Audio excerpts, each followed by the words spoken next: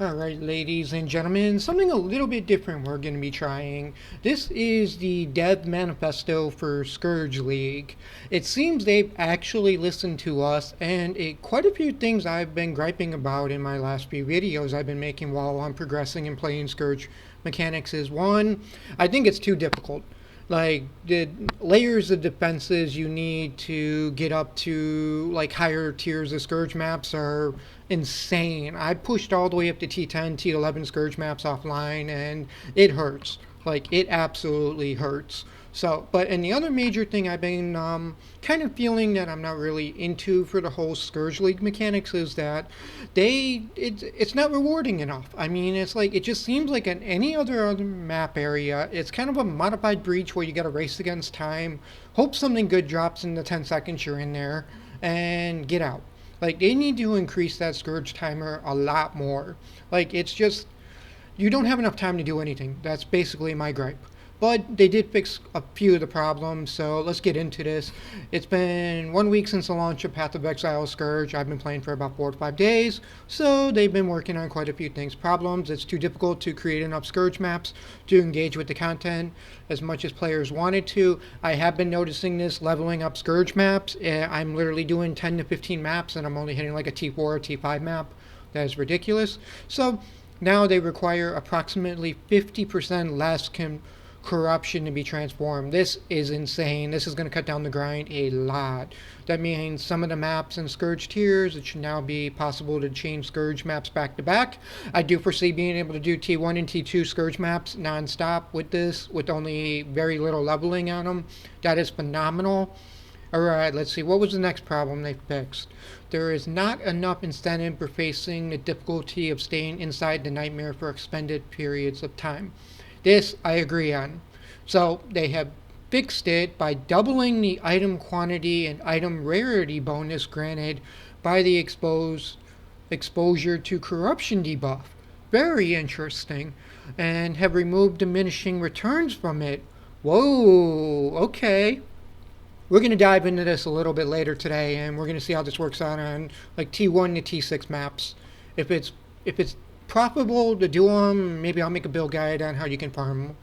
Alright, problem. Scourge maps are not rewarding enough in the proportion to the level of the risk they propose. I do agree on this one. The rewards versus the risk is just, there's no point to doing them. You might as well just flip them and sell them and give them to people who do 5-mans in them, because that's the only way you're going to make a profit on them the way they were. Increase the rewards from Scourge maps. So they did fix it. But I'm going to put that to the test, and we'll make a video on that and see how that works. Okay, let's go specifics now. Scourge maps can no longer generate the following modifiers: item quantity, item rarity, pack size, and experience. Very interesting. That is going to... Experience map is going to be maybe the nerf. Existing maps with these modifiers will retain them and can be upgraded as normal. So basically they're going to be limited items, and if you can't fracture them or anything more than twice, then poof, they're going to be Mimi museums now. Scourge maps can still get the X additional item modifier from rare Scourge monster modifiers. Due to the absence of the other modifiers, these modifiers have become a lot more common, dramatically increasing the rewards from Scourge maps. So basically we're going to get X item bonuses and a lot more rare monsters. So Headhunter? Maybe. Item quantity and item rarity is a huge nerf. Pack size too. Interesting. And Scourge map modifiers that cause rare Scourge monsters to drop additional currency items now drop 2 additional, up from 1. Okay. That could get interesting and juicy. Alright, let's see what the next problem was they fixed. It's too difficult to find powerful pre-scourged items which drop occasionally while inside the nightmare. I do agree with this one.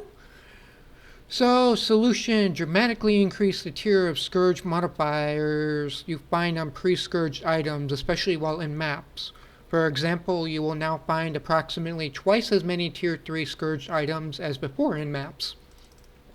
Okay, so basically modify your loot filters to make the T3s really pop out, because they're going to be dropping hopefully more than one a map. or to a map. That's what I've been seeing lately, so we'll see how that works out later. Alright, the above solutions will be deployed in a patch today. We're also working on another upcoming improvement that will deploy next week. Scourge items will no longer be able to generate downsides that would directly counteract their upsides. For example, an item with added physical damage will no longer be able to deal no physical damage. Yes! So no more getting added lightning damage and deal no lightning damage modifiers. That is a huge, huge buff. Thank you, GGG. Thank you. I really appreciate that one. I have been getting so many added lightning damage to spell Scourge items and deal no lightning damage. Woo, that's going to help my build a ton. Alright, we're going to have some fun with this one. Alright, that is it for the up and coming Scourge mechanic changes.